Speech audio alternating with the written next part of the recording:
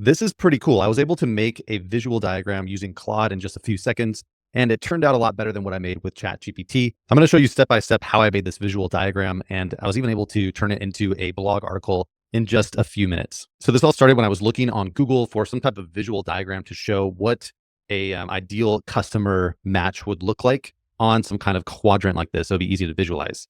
And so as I was looking around, I didn't really see anything that showed the visual of what I was trying to convey. So I thought to myself, I wonder if Claude or ChatGPT could create a visual for me so that I could use this in my marketing, my content creation, or inside my courses. And I was very happy to see that it's definitely possible, and Claude has some amazing features to do this really well. Now I'm going to show you how I did it here in this chat. I'm also going to show you why I prefer Claude over ChatGPT right now for this type of visual diagram creation. It wasn't bad on ChatGPT, but it just wasn't as visually interesting as I wanted, and I didn't have as much control over how to make it look. So first off, really simple. I just went into Claude and I'm using Claude 3.5 Sonnet. This is their latest model on the paid plan. And I just asked it, can you create a visual of this? And I gave it a really rough description: personas, ideal customer diagram, XY axis of their understanding of a topic. So this was my brain dump, very rough notes of what I wanted it to create. And it understood it pretty well. The first thing that it created here using the new artifacts feature on Claude was this kind of diagram here: ideal customer fit, understanding of topic. And it understood it fairly well. I had to go in and tell it a little bit more specifically what I was looking for. And the next one here looked better, and I liked how it did the colors. So I just kind of went through and said, actually, I want 0 to be in the middle. I'm not very good at describing this stuff, and I really don't create these kind of visual diagrams on a regular basis. So these notes that I was giving it were very, very rough and basic. And I was able to guide it pretty well to get me what I wanted. Now, what I often like to do with AI is see if it really understands what's going on and if it can explain it in a better way. So I said, nice, now explain this in a short essay describing why this matters and help small business owners or solopreneurs understand how getting clear on this can help them with their marketing, messaging, and monetization. So I wanted it to try to explain this to my ideal customer. The first result here was pretty good, but again, what often happens with AI is it's a little bit generic and doesn't really have that punchy feel to it. So one thing that I use to help it explain things better is something like this. I say, be more present and active in your voice. So having more present and active voice, and use headers to break this up. So just that right there, I see a big improvement in how it writes.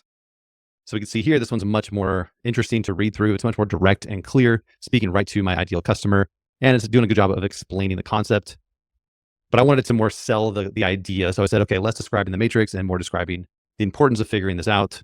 So I thought this was pretty effective here. And then I just had it add in a section here explaining the matrix. So now I had a really good written article explaining this concept and including the matrix in it. And I actually went over and dropped this into my blog to provide some helpful educational stuff. And it's just one of those things that I do a lot now in my business is when I have an idea floating around in my head, I try to see if I can solidify it using AI. And now I can reuse that in my own business for client meetings, working with my team to educate them, or for content to attract my ideal customers.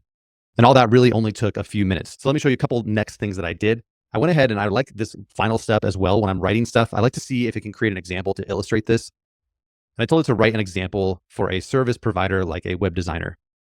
So I was able to go in and break this down and make it more real and easy to understand. And this is really good for educational content. Again, I could use this in blog content, video content, or if I'm giving a presentation or speaking somewhere, telling stories is a really good way to get your point across, and AI can help you do that as well. But I also like when I tell AI to create an example, I can see where it may be missing the mark a little bit. So I just went in and said, hey, you're really close, but for the eager learner quadrant, I want it to be more about this. And then you kind of can just fine tune it from there. So once you do these couple exercises, have it write a short essay describing the visual. And once you get that dialed in, see if it can create an example to make it even more real, or see if there's any gaps in what it understands about this topic. So as I scroll down, I want to show you a couple final things that I did. So at this point, I had this diagram and it was looking pretty good. I had the written content that I thought was explaining this very well, but I noticed that the backgrounds weren't really in there. So just using plain English, I said, for the diagram, use a soft background color in all 4 quadrants. Looks like there's only a background in the green and red ones. And with that, it was able to perfectly add in the backgrounds. And then I noticed it actually wrote the number 0 in the middle. So I said, okay, don't have the number 0 in the middle. And boom, it did that perfectly. Now here's what's really interesting is seeing how it can debug things. So I felt like I had it perfect at this point.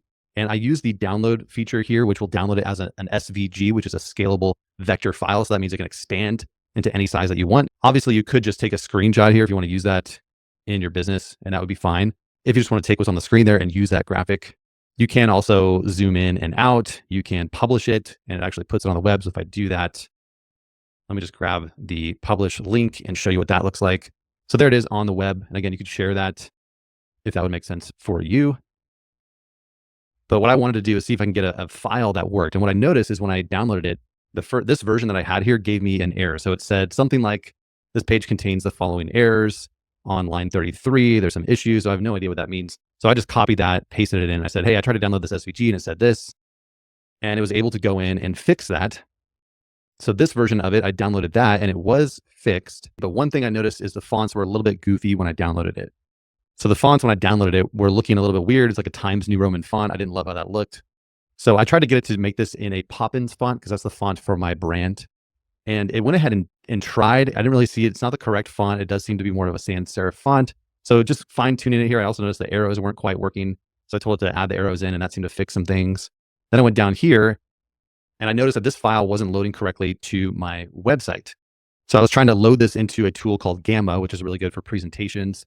And when I uploaded it in here, it was giving me this error uploading image. So it just wasn't working. I'm like, I don't know, is there something that we can do to fix this? Maybe there's just something on Claude's side. So I told it wasn't uploading correctly and Claude was able to actually figure out what may be going on here. It created a new version of it. I downloaded that and it worked correctly. So it's able to figure things out on its own without me having any idea what I'm doing or what may be going wrong. And just like that, the final version here, I was able to upload it. And just for example, whatever design tool you're using, maybe it's Canva or something else, I was able to drop it right in there and there it is. Voila, looks amazing. And the SVG is nice because it can scale to any size without losing quality. So a nice diagram like that helped me get ideas out of my head, organized into a way that I can present much more effectively and use for my business or for my marketing. And that's pretty much what I did to go drop it over into my blog. And again, I could use this image in many places for content creation. Now going back to ChatGPT, I thought, well, that worked really well in Claude. I wonder if it works in ChatGPT. So I went ahead and used the new 4.0 Canvas model, which my assumption is this would be the best model to use for this type of task. I gave it that same initial prompt and it did give me a nice breakdown of describing what it might be. Then I said, can you actually make a visual of this?